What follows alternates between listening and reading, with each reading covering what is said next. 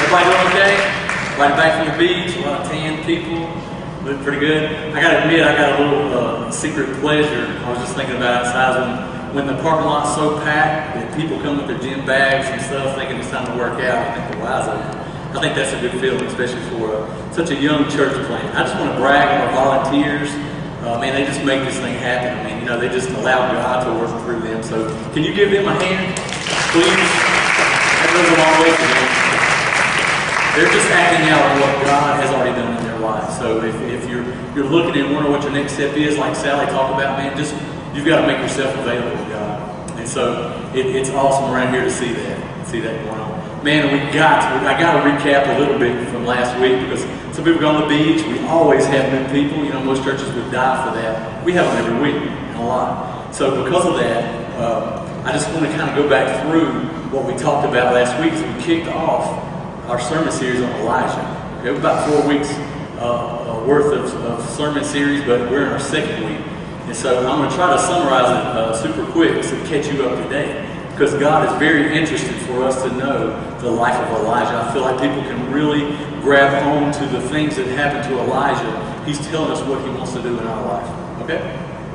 So what we learned last time was there was an evil king named Ahab and his wife Jezebel. She's wicked. She was bad and mean.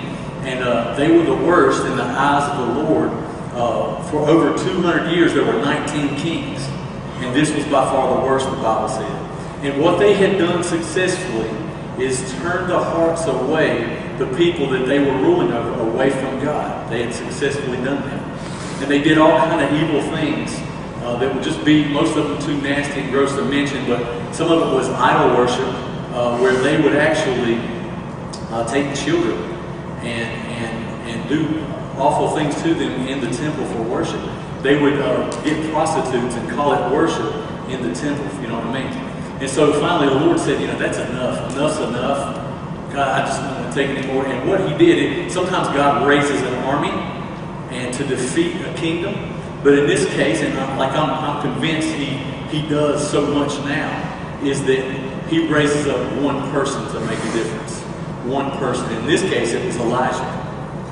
And Elijah approached and confronted the king to say, hey, God sent me to tell you that there's going to be a drought. Until I say it ends, until God tells me to tell you it ends, there's going to be a drought. And with such an agriculturally driven society, that shuts things down. Nobody's eating. People are dying. People are starving. They're thirsting to death. So the king and his wife didn't like it too much, so they wanted to put a bounty on his head. So what the Lord did was take Elijah away. He took him away to a place called the Kerith Ravine. Kerith Ravine. It sounds so insignificant, but it's so significant when it jumps out at you in the Bible. And what we learned last week is the Kerith Ravine, what that literally means is to be cut off from God. Cut down, cut off, cut. And what that means is he took him to a place that was so isolated. And I feel like so many of our people responded last week. So many people raised their hand last week to receive Christ. And I know that that's not always the case. Some people did it in their own heart. And they just looked at this picture and said, you know, that's where I feel. That's where I feel I am right now. I feel so far disconnected from God. Or man, I'm trying to follow God all I can, but I'm in a spot where I can only cry out to God. That's my only choice. And the Bible, it's awesome. That's why these t-shirts and backdrops and things show this raven, that God provided ravens for him to bring bread and meat to him daily. He brought it daily. Didn't bring him a 6-month supply. He had to count on God to provide daily. He said, I'm going to provide you with daily bread. Okay? And he learned during this process, being cut off and cut away, he learned this process of being faithful to God. Being faithful that I'm going to be faithful because God is so faithful to me, and he's going to provide for me. And in that state, he molds and shapes us to prepare us for something more, something bigger. Okay? So it's important, we learned last week, it's so important that we have the correct perception of those times when we feel like God is molding and shaping us. He's preparing us for something. And he was so prepared that God had provided a brook for him to drink from. Remember, there's a drought, and he drank from the brook. But eventually what God provided, he took away. and the brook dried up, and he was a little flustered about it. He said, God, you dried up the brook, you provided for me for so long, why would you dry up my brook? And what we looked at last week is when a brook dries up in your life, maybe that was a marriage or a job or your finances, things that kept you secure. When that dries up, it causes us to move. And a lot of times what God tells us is, I guide you with what I provide, but sometimes I guide you with what I don't. And we learned last week that sometimes that forces us to move in a direction we wouldn't ordinarily move. And so it moved him 100 miles away to a town where there was a widow. And when you're a widow that day, you're really alone. You're really desperate. And she had a son, but all she had was a little bit of flour, a little bit of oil, and what God told us to go there, and you're going to provide faith to the woman. And so he was able to come in and say, ma'am, can you make me some food? Can you make me some biscuits? We said last week. She said, I really don't have enough. We're going to make one meal, and me and my son are just going to die. That's all that's left. There's a drought, He says, ma'am, that's not going to run out. Make us some biscuits. And they lived off of that. And then one day, her son died. And because of his being in the Kerith Ravine, being at a point where God could mold and shape him, allowing himself to be cut off and still be faithful and count on God to provide, he built up his faith so that he could tell a woman that was desperate. Just like we tell people that are desperate, that it prepares us to tell them in faith. They can actually move off of our faith. And this woman, she was concerned about her son, and he was able to ask God boldly, without stuttering, without hesitating, God, I know you can do this. I have huge faith because I've been to the Kerith Ravine. I've been at that point in my life where you broke me down and molded me. You allowed me to go through things that prepared me for huge moments in my life. Are you still with me? That's where we left off last week. And that's what we're going to pick up on today. I felt like people that weren't here really needed to catch up to where we were. I'm not too fancy. I'm kind of redneck. So I'm not very formal. So we're going to be today in 1 Kings chapter 18. So we're picking this up. And with all that in mind, we've got God, and I'm going to start this by telling you that God wants your gaze. Okay? Your G-A-Z-E. He wants your gaze. All right? He wants your focus. He wants to be locked in to what He is about. He wants your full attention to who He is. He wants all of our heart. As a matter of fact, the first commandment is it pop up on the screen? Yeah. Pop it up on the screen here. First commandment.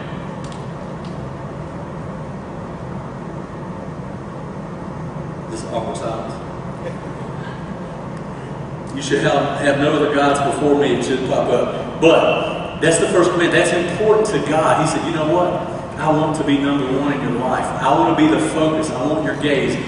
Things will happen. I just crave your gaze. That's what I want for your life. And when Jesus was asked, what's the most important commandment? He says, Jesus, tell us what it is. And here's what He says. It should pop on the screen. It says, love the Lord your God with all your heart, and with all your soul, and with all your strength, and with all your mind. That's what God wants from us. He wants to be number one. And so this is what's going to drive us today. This phrase is going to drive everything about. Is false gods promise what only God can provide. False gods promise what only God can provide in our life. And so many times we seek it otherwise. So we're going to pick up. We're 3 years into this drought. And listen, Elijah's on the run. They want him dead. Okay, I'm going to skip down to verse 17 in a second, but I'm going to save you some time, and you can go back and read it. At the beginning of verse 18, Elijah runs into a guy named Obadiah, who is a believer in God. He says, man, I can't believe this is you. Do you realize everybody is looking for you? There's a bounty on you. The king wants you dead. He wants us to report back. I'm even afraid if I go tell him and you don't stay here, you're going to run. He's going to kill me. And what Elijah says, he says, you go ahead and tell your king, I promise. I'm going to come to the king. I need to talk to him about some things. So that's where we are. That's where we're picking up today. So everything's up to date. And here we pick up in verse 17. It says, when he saw Elijah, that's Ahab, he said to him, is that you troubler of Israel? Is that you troubler of Israel? It's pretty weak cut down line, but that's what he meant. And if you really look at what that means, he's really calling him a snake or a viper. The king is blaming is blaming Elijah on what's happening in the land. It's a drought. People are dying. And he's the king. He said, you're a troubler. And this is what he said in response. He said, I have not made trouble for Israel. He said, but you and your father's family have. You have abandoned the Lord's commandments and have followed the Baals. You have followed the Baals. And what this is, we're talking about idol worship. And a very popular idol back then was Baal and his wife. And he was kind of the sun god, if you know what I mean. The one that would, if you worship Baal, then it would grow your crops, and he would be sure that, you would be successful in your agriculture. And so people would worship him now more than ever, giving all their worship to him because they're in a desperate place in their life. And what I want to touch on is, this is a little fancy, but not really. It's really easy. We are considered a monotheistic church. We believe in one God. We believe in one God. And in this culture, polytheistic worship was very, very popular. There's not just one God, there's several gods. And you've got to be sure to please those gods according to the need that you have. And here's what I believe. I believe that we kind of get caught up into something. We are monotheistic in what we think, but yet when we say we worship one God, but our behavior says otherwise. Our behavior says otherwise, that we actually do worship other things. We say idol, and I was telling my group this morning that, hey man, it seems so ancient, like idols, we just don't worship idols. But I'm going to put it in a little bit more socially acceptable context, where I hope you'll find it, to see it in a different light, so that you'll be able to evaluate, just how much idol worship will I actually do. So we're looking at this, and keep in mind that false gods promise what only God can provide. Now, I don't know anybody personally that worships Baal. I'm sure it still happens. But I know that people worship other things. And when I say idol, I might use that interchangeably with, they may have dethroned God, okay, with something that has taken priority in their life. One of the most socially acceptable ones is money, isn't it? It's money. It's we have to have it to live. We have to have a certain amount of it to live. And some people I just look up to and respect people that they hold on loosely to money. It doesn't define who they are. It doesn't drive them. It doesn't put them in lines. I love that.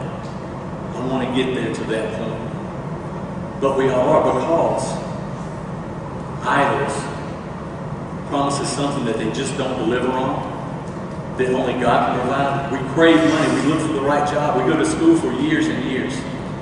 Even spend money to go to school for years and years to make sure that we're comforted, that we're secure. Money helps. It helps cushion the fall, doesn't it? We depend so much on it. It's one of the main ones. But where it doesn't deliver is if you've been told you've had cancer, you've got 30 days to live. We find out real quick that that money just doesn't deliver.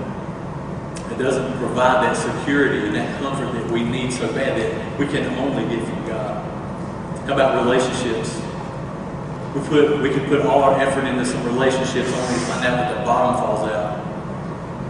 And we're left limp and hurting and paralyzed, hoping that that relationship would solve everything that we need, but it's just something, an empty promise. It's one that only God can provide. I wrote down a few things for me that only for me, but a couple were, I've seen where someone's child can be an idol. As awesome as children are, as faithful parents as we're called to be, if it dethrones God, it's an idol. Alcohol and addiction. Alcohol can be, the Bible says, to use it excessively, it can take control of your life. It's something you can't do without. When you use it excessively, you abuse it. When it provides comfort or calm, it doesn't always deliver. But God says, I deliver every time.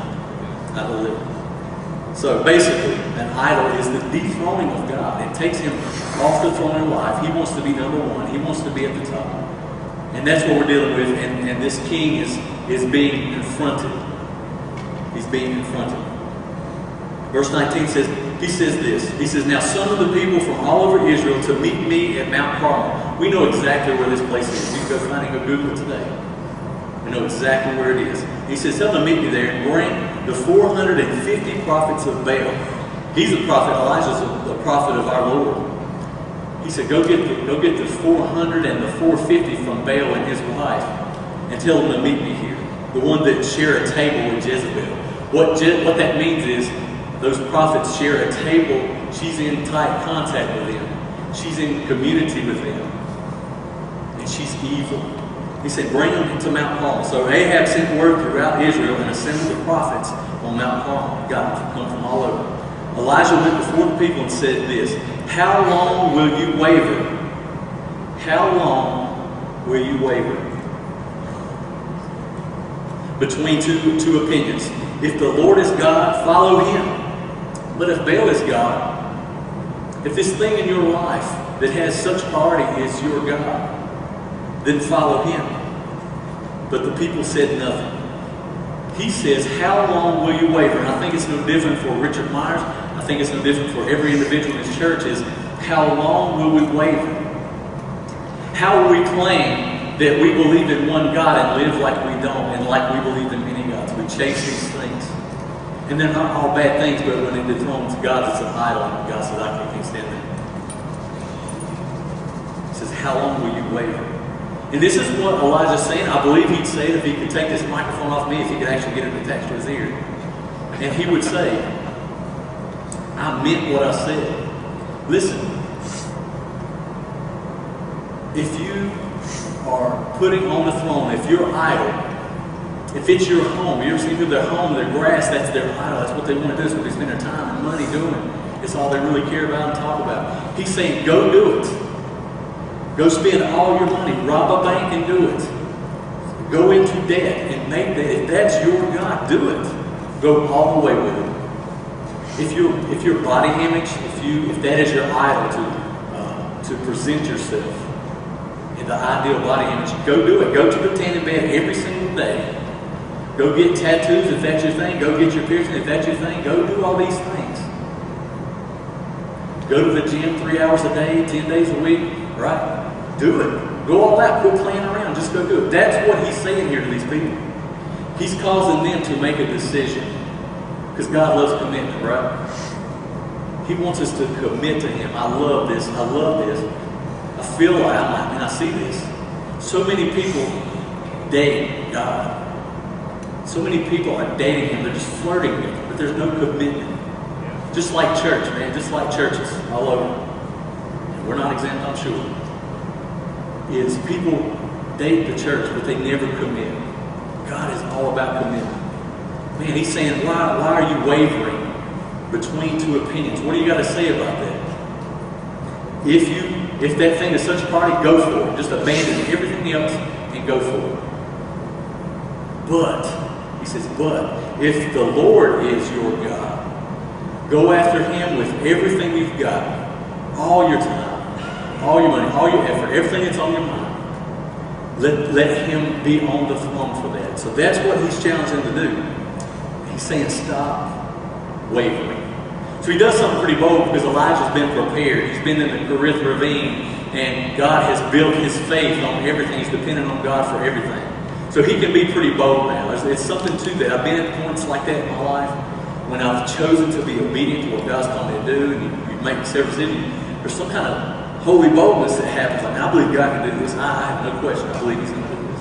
He's just done too much for me not to think that way. And this is what I wrote. I want you to get down is risk takers are history makers.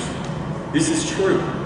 Risk takers are history makers. There's nobody changing history and changing communities and leading people that aren't willing to take a risk. Not just haphazard risk, but God-led risk. God wants you to do something amazing. Here's what happens. There's a showdown that happens. Elijah said to the prophets of Baal, he says, look, choose one of the bulls and prepare it first. They would sacrifice bulls. They would sacrifice animals, and different animals meant different things. So go get you a bull, go get the big one, and I'll go get me a bull. And he says, go there. He said, call on the name of your God, but do not light the fire. You've already got an altar. Go put a bull on it. Don't light the fire, though. So they took the bull given to them and prepared it.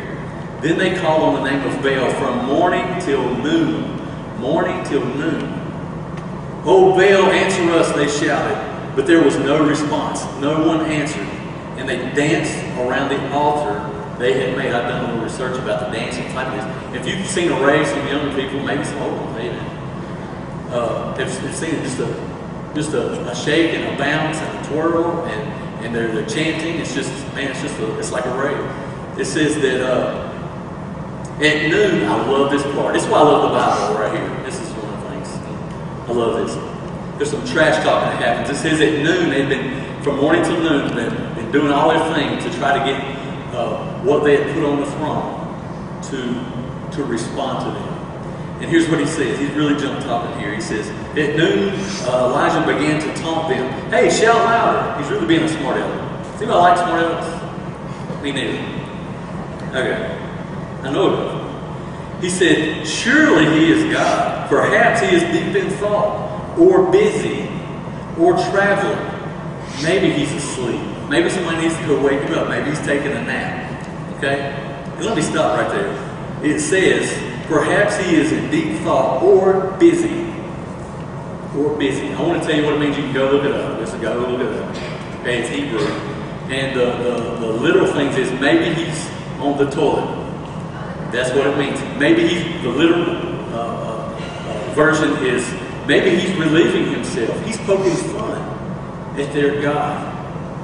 He's saying, hey, yell louder, yell more, do more dancing. Maybe he's asleep, maybe he's out of town, maybe he's on vacation. And he's laughing at them. He's really making fun of them. And he said, so they shouted, maybe he's right. So they shouted even more. And it says that they shouted louder and slashed themselves with swords and spears, as was their custom, until their blood flowed. They were even going to the point of harming themselves in order to get that idol to respond to them.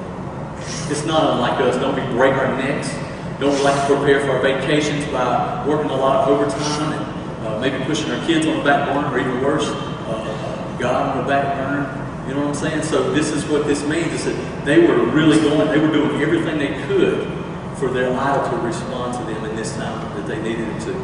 Midday passed, noon had passed, and they continued, even past that, continued their frantic prophesying until the time for the evening sacrifice. But there was no response, no one answered, and no one paid attention.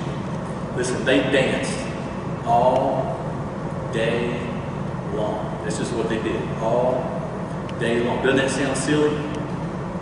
It sounds silly.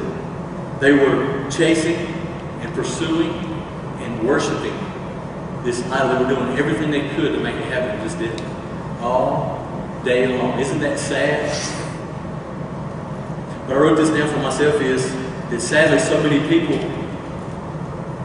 chase their idols all life long. I thought this was, I'm not rich, don't get me wrong. I'm definitely not rich. Richard Myers, but not rich. And I started just in my head calculating how much money I've made. Just since I was 16, I got to Pro, had to get a job at Food Line over here on Garrison, making a lot of money. And from my career to now, this, when you look at it on paper, I'm sure everybody here makes more than me, but that's pretty good. And I don't have a dime to show for it. I've spent that time. I don't usually chase material things. I mean, just follow me around and see. But I have gone through periods of that. I'm thinking, how much time and money have I wasted chasing idols in my life? With not a whole lot to show for it, not really. And so people don't just, they seem silly doing that all day long. What a waste of time. Nothing even happened. But people do it all of their life long. You get what I'm saying? Now, here's what it says. When a crisis, I wrote this for myself, when a crisis presents itself and we desperately cry out, there will only be silence. Because, look, false idols never deliver. They never deliver. So then Elijah said to all the people, come here to me. They came to him and he repaired a neglected altar of the Lord. People had abandoned it. They hadn't been keeping it up. So he was preparing for people to worship God again. He did all this, just like Revolution does, all they do to draw people in to the body of Christ, into a relationship with Him. And He is preparing. That means He's expecting people to give their life to God, to turn back to God. And He says, Elijah took 12 stones, one for each of the tribes, descended from Jacob. That's a whole other story. To whom the word of the Lord had come, saying, your name shall be Israel. With the stones he built an altar in the name of the Lord. And he dug a trench around it, large enough for 2 seahs of seed. He arranged the wood, cut the bull into pieces, and laid it on the wood. Then he said to them, fill 4 large jars. It's not just little mason jars, it's big jars. Pour, and remember, this is water. We're in a drought. Pour your most important asset right now, the most thing that everybody wants. Everybody's dying for water. They're dying for it. We're in a drought. Pour the most important thing to us right now there is over the altar. Soak in the wood. I don't know if you try to light wet wood, it just doesn't work. But look, he had been so faithful to God, and God had been so faithful to him. He'd been obedient to God. And he asked something bold. We're really going to show off. We're really going to do this. And he said, they filled the 4 jars with water and poured it on the offering. He was preparing that offering. He had big expectations.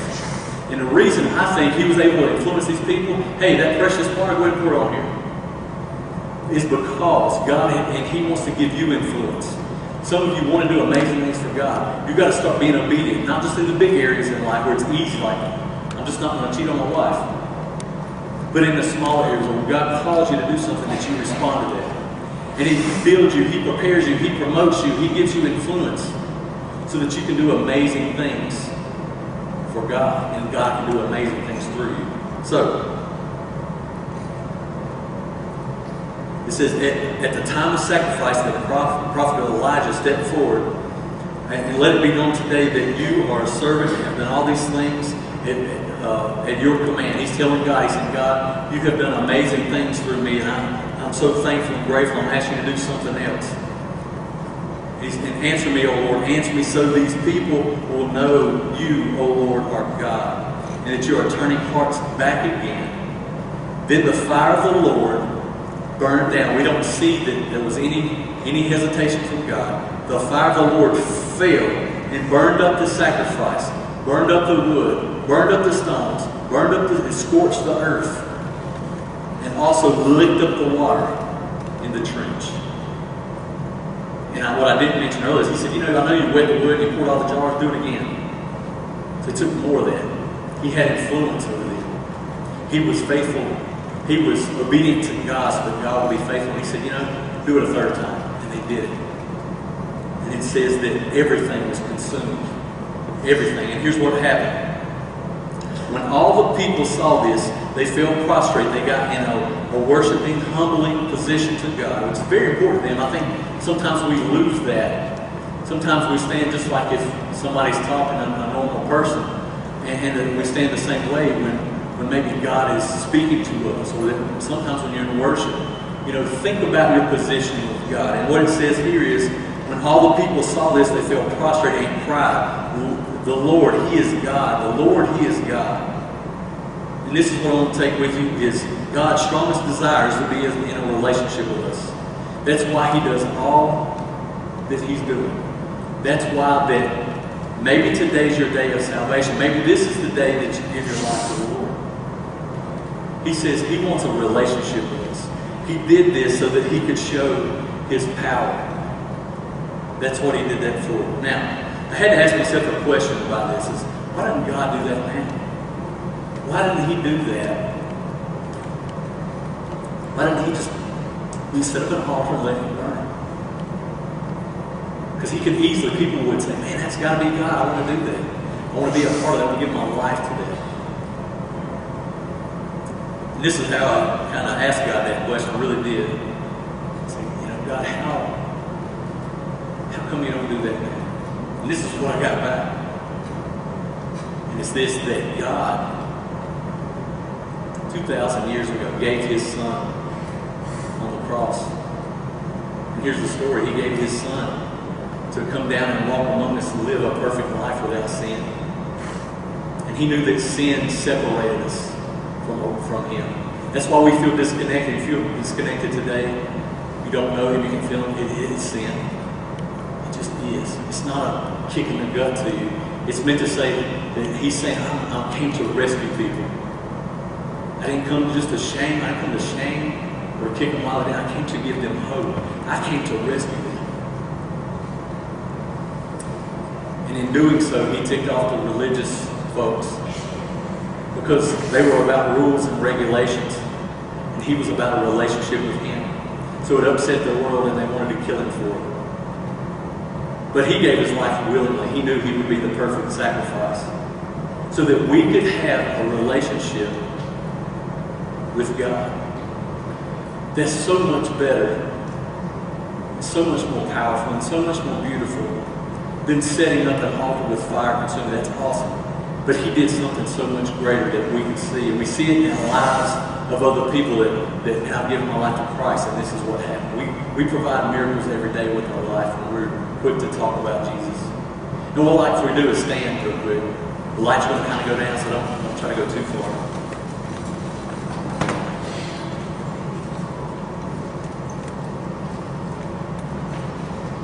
Some of you would say, I have conversations with people, and those are private. And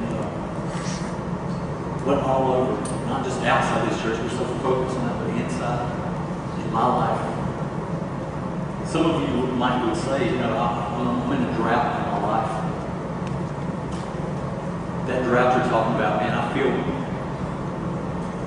so thirsty. I feel so disconnected.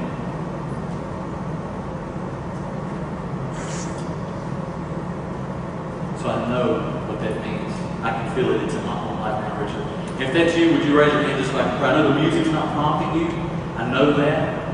But I feel like God works even without music sometimes. If that's you, I wish you'd close your eyes. That'd be great, but I don't think you have to. Yeah, it's me and you. Anybody else in your life? Feel like you've been in a drought. You know, you can recognize a quick drought. Thank you so much. I see your hands. I want to give you an opportunity today. This is what all this is about. This is why people did their blood, sweat, and tears to set this up. With the whole idea of you coming to a relationship with Jesus. Some of you have been on the run for a while. Maybe you've known him.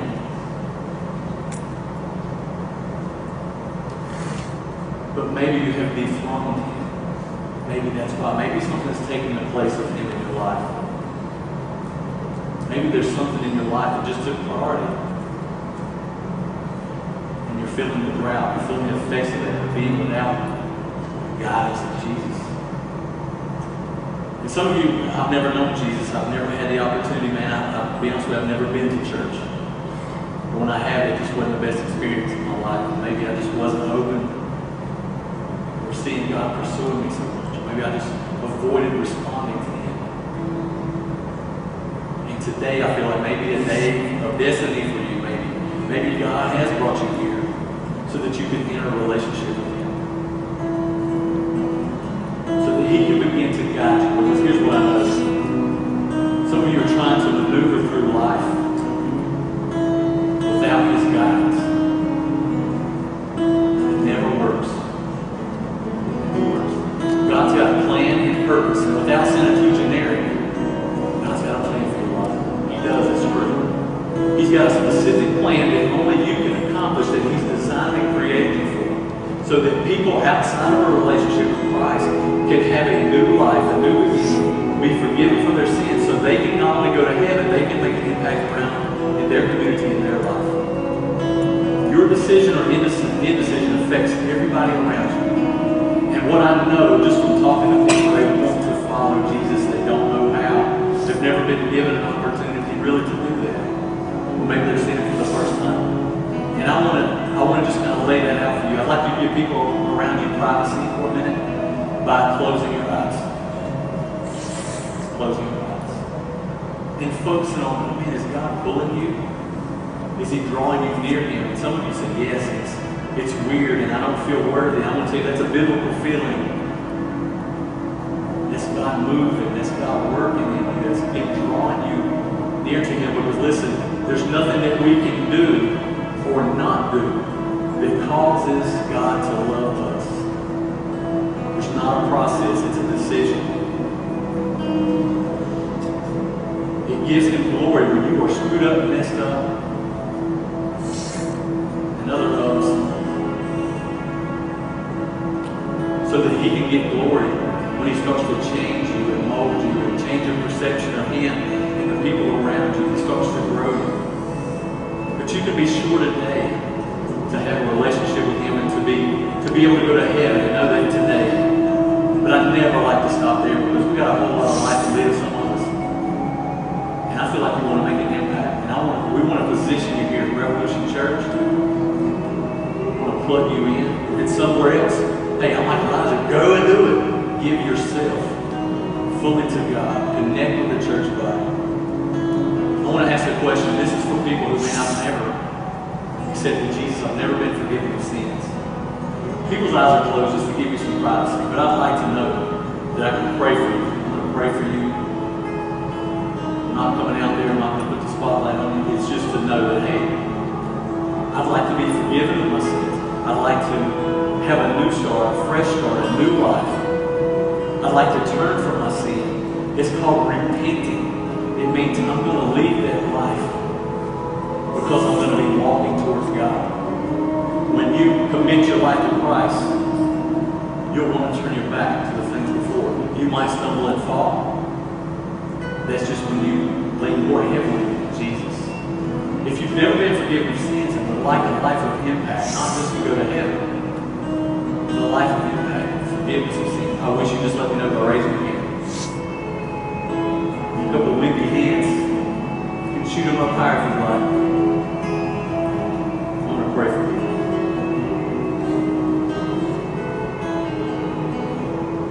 Father God, we are hurting people, Lord, sometimes, Lord, whether we know you or not. We are desperate. At times we have people around us that are desperate. Would you place us in a desperate community, Lord, that has very little hope or no hope, God? You place us here strategically so we can provide that hope, and it's not just food. God, it's you. God, we want to give our lives fully to you, Lord. We don't want to waver. God, we don't want to go back and forth, Lord. Highlight the things in our life, and Lord, help us to put a name to it, God. What those things that are in throne position ahead of you, God. Although they may not be bad things, Lord, they dethrone you. God, we want to put you on the throne to lead and guide our life, God, to open up doors that couldn't be opened by anybody but you. I think for your word, Lord, that pierces our heart, that comes alive, Lord, so that we can respond. I thank you for Elijah's life, Lord. Help us to be people that are willing to allow you to illustrate yourself through our lives, God. That when we see us heading into situations that we're desperate and disconnected from you, God, that we see it, that perhaps we're there on purpose, that you're molding and shaping us, God. And God, if we're in those places, those deep, dark places, God, help us to realize, Lord, if we've dethroned you from our lives. And God, today we welcome you, God. Your whole goal through what we read today was to draw the people in your word today to you. And Lord, the same goes for these people here today. God, you're trying to draw them to you. We want their hearts turned to you, turn back to you, God. God, we're going to worship you now, God. We're going to sing to you and about you, Lord. We're going to let the words just absorb into our hearts, God. Some people today, recently, God, that have made decisions to put you on the throne in their life, God. They're going to respond to you, Lord. They're going to maybe even position themselves with their postures who worship you, God, to thank you, God, for drawing us back. God, help us to be deep into your word so that we can know how to respond in situations of life and that we can provide hope to those around us. There's so many different kinds of people here, God, in different areas of life, God. But Lord, we come together to worship you, God. We just thank you for your Son, Jesus. It takes all sin away. Amen. Here's what's going to happen. This is an opportunity for you to listen. This is God's time. This is a time where we structure it in what we do so that you can respond to what He has done in your life or what you need Him to do in your life. This is a time where He speaks to you and you speak to Him. This is that kind of time. And I hope you use it for that. There'll be some people, maybe, not necessarily, maybe down front, they may be in their chairs. They'll be doing different things. You block them out and you focus on God. Some of you are in a drought. Your life is literally a drought. And you need God to provide for you. You need that relief that only He can provide. So if everything's awesome, it's all green lights and blue skies, praise Him for it.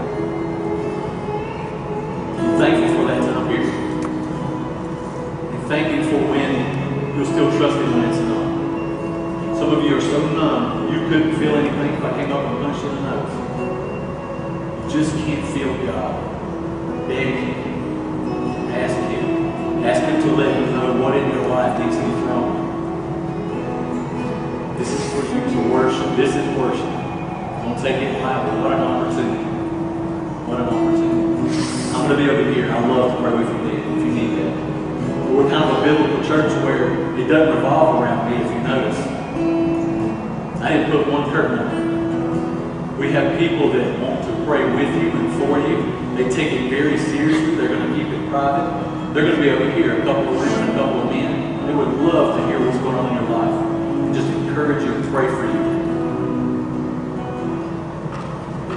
This is just a time of response. I'm asking God to just really do some work in your heart right now, Lord. We enter into worship. We ask you to just examine our hearts, God, and put into our mind the moves we need to make.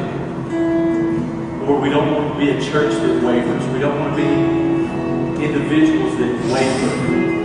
Lord, we want to not just say that we worship you and act like we don't know you. God, we want to be all in. God, we want to be full, blown out, committed to you, God.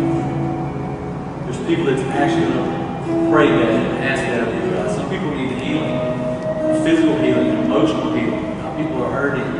And I don't want to tell you that, God, because you know, but I just want to voice it, God, so that